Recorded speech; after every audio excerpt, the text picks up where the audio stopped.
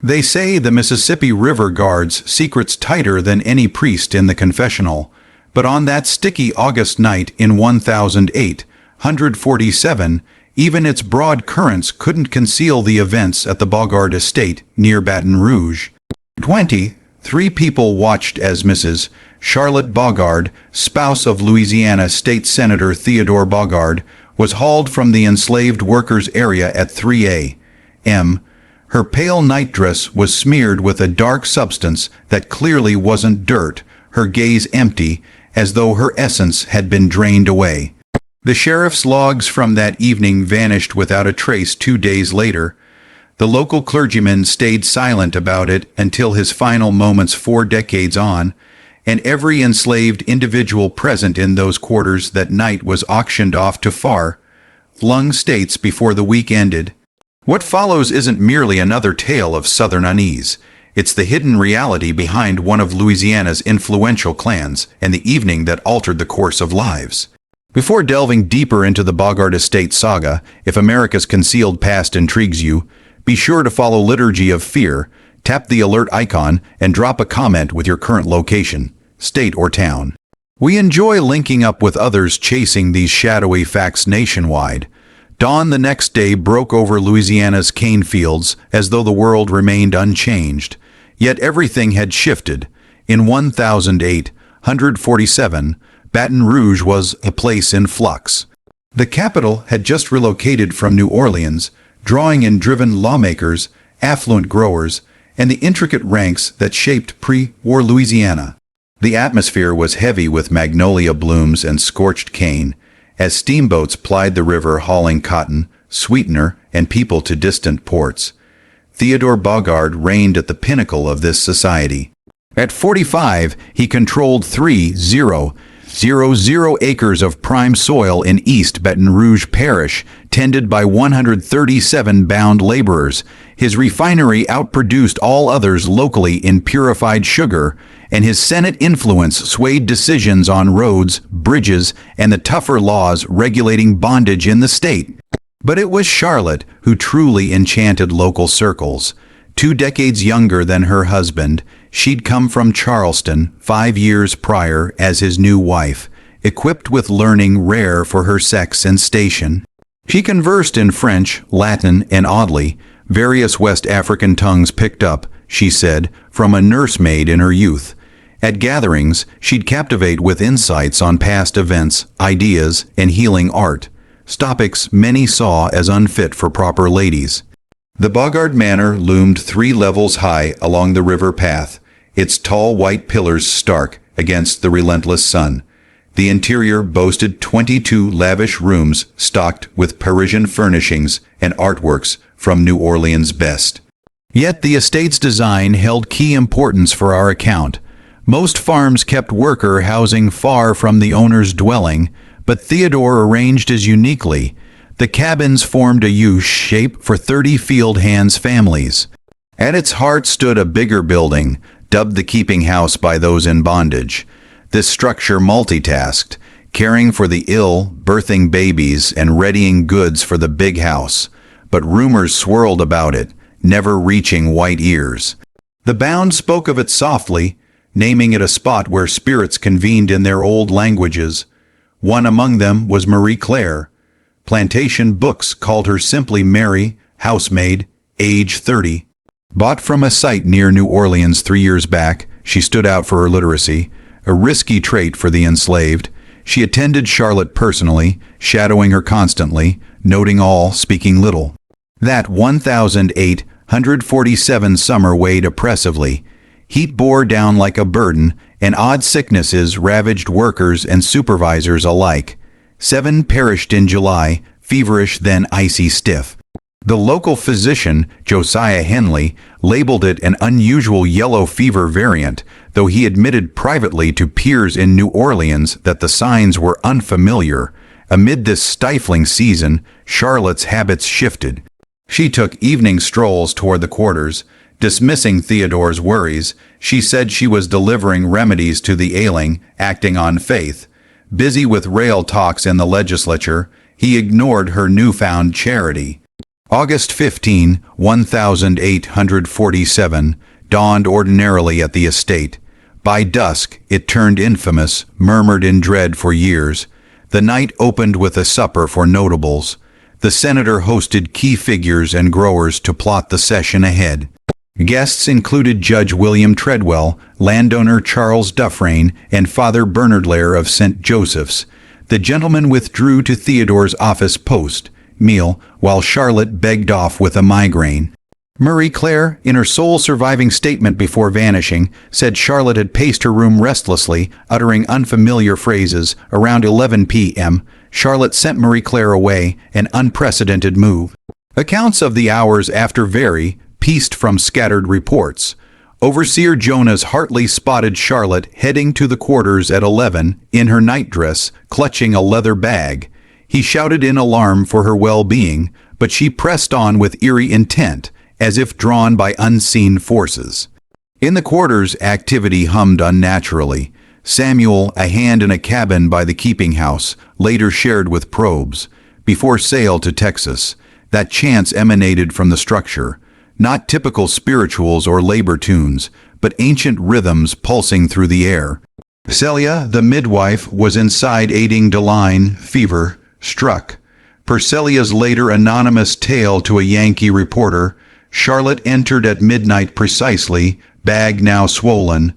She resembled the mistress but glided oddly, feet skimming soil, eyes fully white yet navigating flawlessly. She addressed the group in flawless Yoruba, a tongue none recalled her using. From the bag came objects Celia wouldn't detail, deeming them unchristian. The ceremony, insisted as such by observers despite official denials, ran 3 hours. Heat built until walls wept moisture, chants swelled with earth-born responses. At 3 a.m., silence crashed. Samuel heard his pulse from afar. A wail erupted, not Charlotte's, but from within the structure. The door flew wide. Charlotte lurched out, gown patterned in dark script-like stains, collapsing in spasms. Then Judge Treadwell, stirred by noise, arrived with Theodore and others. Their world-view shattered at the sight. The cover-up was swift, a showcase of elite denial. Charlotte was rushed indoors, Dr. Henley summoned. His notes, unearthed later in family storage, showed wild temperature swings, internal symbols emerging on skin, painful to view. She babbled nonstop for days in unknown tongues. Theodore dispersed witnesses, all in the keeping house sold far off, the building torched, called a kitchen mishap. Hartley paid off and warned silent. Yet tales leaked in bound communities. Charlotte wasn't seen as prey but seeker, visiting months prior, learning from Mama Shara, a Haitian elder dead weeks before, not of fever, but by choice at dusk, with Charlotte alone allowed near.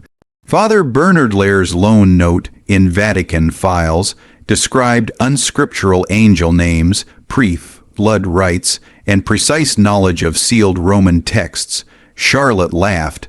Old deities just donned new masks. The priest was reassigned north, mute to his end. Charlotte recovered fully in weeks, amnesia for the night, resuming duties. But observers noted shifts, no dusk walks, avoidance of the burned site, private air, racings with muted chants.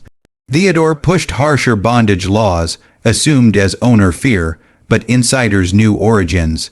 In November 1847, Professor Augustus Brenner from Harvard arrived, posing as farm researcher but probing Bogard oddities, quarter layouts, sold workers' origins, Charlotte's past.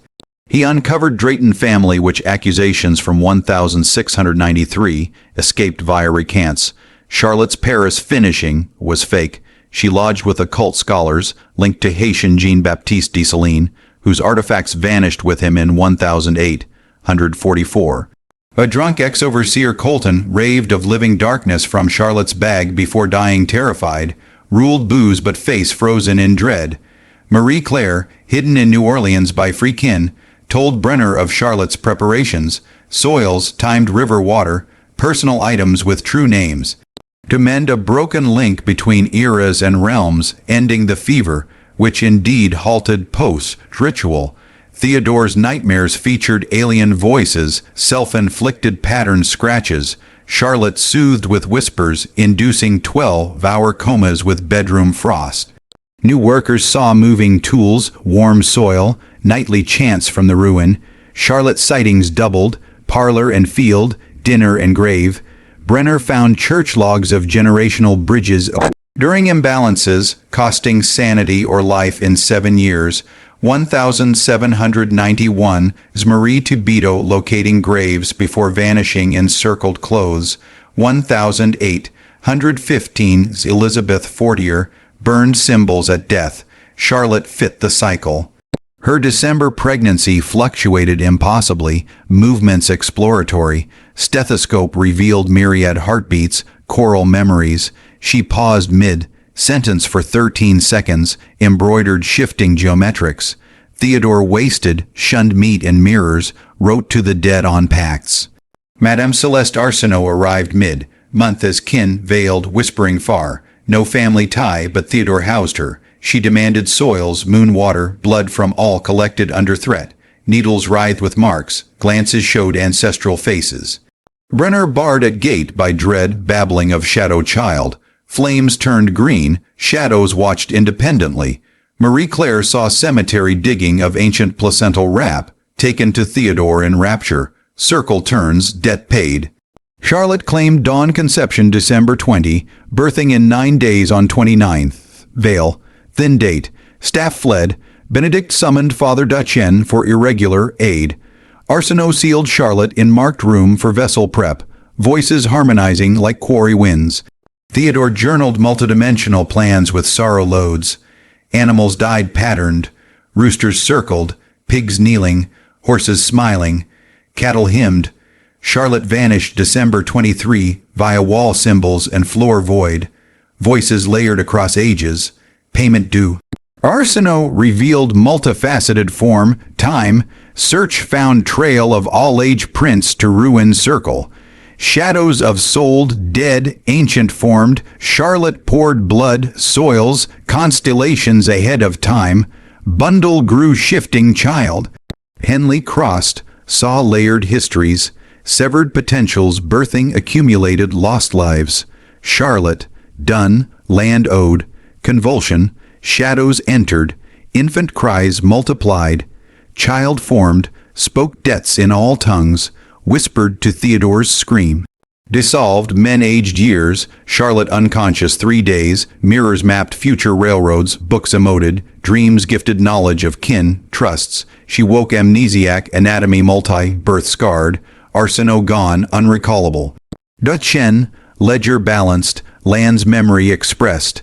Theodore freed all with land, money, pariah, but insistent on seen costs. Charlotte feared dark, lit nights, screamed of returning shadow child. New lost tongues, graves, names, aided anonymously. Theodore legislated reparations, land returns, mad to peers, prophetic, journals, child as revolutions form. Brenner linked 17 sites 1008.